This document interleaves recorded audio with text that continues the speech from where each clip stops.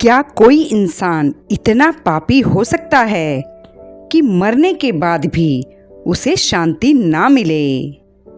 क्या कोई ऐसा भी हो सकता है जो मृत्यु के बाद भयानक प्रेत बनकर जंगलों में भटकता रहे? और क्या केवल 7 दिनों में एक प्रेत को मोक्ष मिल सकता है?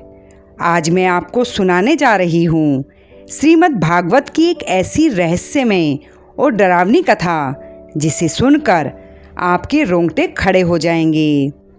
यह कहानी है महापापी धुंधकारी की, एक ऐसे व्यक्ति की जिसने अपने माता पिता को रुलाया, धर्म का अपमान किया, पाप पर पाप किए और अंत में ऐसी भयानक मृत्यु पाई कि उसकी आत्मा प्रेत बनकर भटकती रही।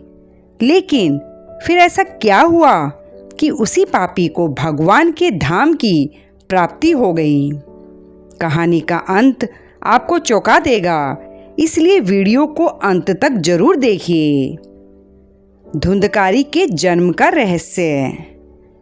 बहुत समय पहले एक नगर में आत्मदेव नाम के ब्राह्मण रहते थे। उनके पास धन था, सम्मान था, सुख सुविधाएं थी, लेकिन एक दुख था, उनकी कोई संतान नहीं थी। संतान की चाह में वे दिन रात दुखी रहते थे। एक दिन जंगल में उन्हें एक सिद्ध संत मिले।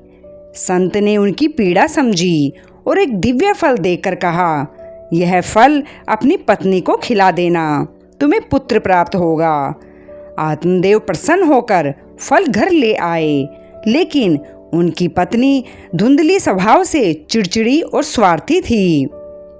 उसे गर्भ धारण का कष्ट नहीं चाहिए था। उसने वह फल खाने के बजाय घर की गाय को खिला दिया।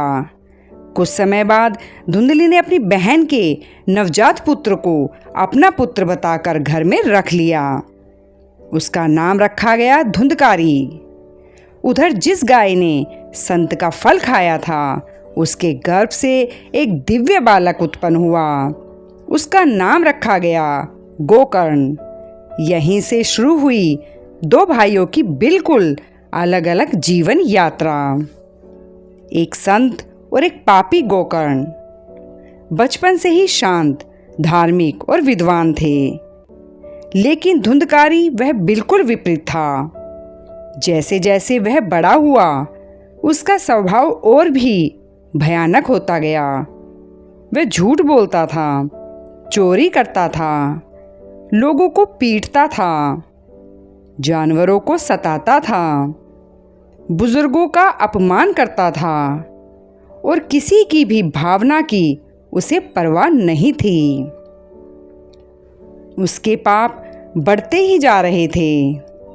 नगर के लोग उससे डरने लगे थे। माता पिता पर अत्याचार। धुंधकारी ने अपने ही माता पिता का जीना मुश्किल कर दिया। वह रोज धन मांगता, ना देने पर अपमान करता, मारपीट तक करने लगा।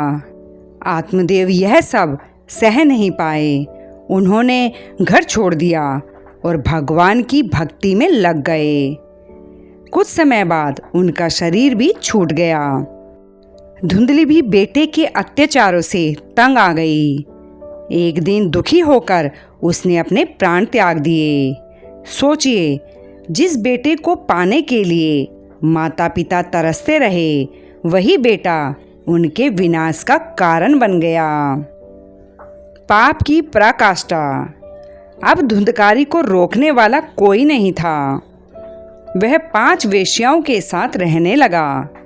दिन रात शराब, जुआ, चोरी और पाप में डूबा रहता। जो धन मिलता उसे उन्हीं पर लुटा देता। जब धन खत्म हो गया तो उसने चोरी और डकैती शुरू कर दी। लोगों के घरों में घुसकर सामान लूटने लगा। उसका नाम सुनकर लोग डरने लगे, लेकिन उसे यह नहीं पता था कि उसके पापों का घड़ा भर चुका है। भयानक मृत्यु। एक रात वे 5 स्त्रियां आपस में बात करने लगी। उन्हें डर था कि कहीं धुंधकारी पकड़ा गया तो उनके बारे में भी सब बता देगा। उन्होंने निर्णय लिया, आज ही इसे खत्म कर देते हैं। रात गहरी हो चुकी थी, धुंधकारी सो रहा था। तभी उन स्त्रियों ने उसे रस्सियों से कसकर बांध दिया। धुंधकारी छटपटाने लगा, चीखने लगा, लेकिन किसी ने उसकी मदद नहीं की। कथा में वर्णन आता है कि उसकी सांसें बंद करने का प्रयास किया गया। जब वह फिर भी तड़पता रहा तो उसे अत्यंत कष्टदायक तरीके से मार डाला गया। उसकी मृत्यु इतनी भयानक थी कि उसका वर्णन सुनकर भी मन विचलित हो जाता है। प्रेत बनने की शुरुआत।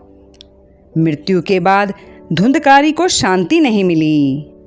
यमदूत उसे तुरंत नहीं ले गए। उसके पाप इतने अधिक थे कि उसकी आत्मा प्रेत योनि में भटकने लगी। रात में उसकी भयानक चीखें सुनाई देती। कभी वह हवा के झोंके की तरह दिखाई देता, कभी किसी डरावनी छाया की तरह। कभी रोता, कभी चिल्लाता, लेकिन उसकी सहायता करने वाला कोई नहीं था। गोकर्ण की वापसी।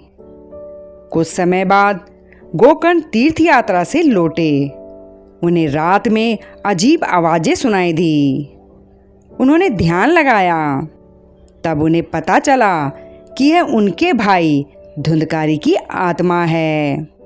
धुंधकारी ने रोते हुए कहा, भैया, मैं बहुत दुख में हूँ। मैंने जीवन भर पाप किए, अब मुझे मुक्ति का मार्ग बताइए। गोकर्ण का हृदय दया से भर गया। अब जानते हैं 7 दिन की कथा का रहस्य। गोकर्ण ने निर्णय लिया कि वे श्रीमद् भागवत की कथा सुनाएंगे। 7 दिन की कथा प्रारंभ हुई। धुंधकारी वहाँ सीधे नहीं बैठ सकता था, इसीलिए वह एक बड़े बांस के भीतर प्रवेश कर गया। उस बांस में 7 गांठें थी। पहले दिन कथा समाप्त हुई और एक जोरदार आवाज आई। बांस की पहली गांठ टूट गई। दूसरे दिन दूसरी गांठ, तीसरे दिन तीसरी गांठ।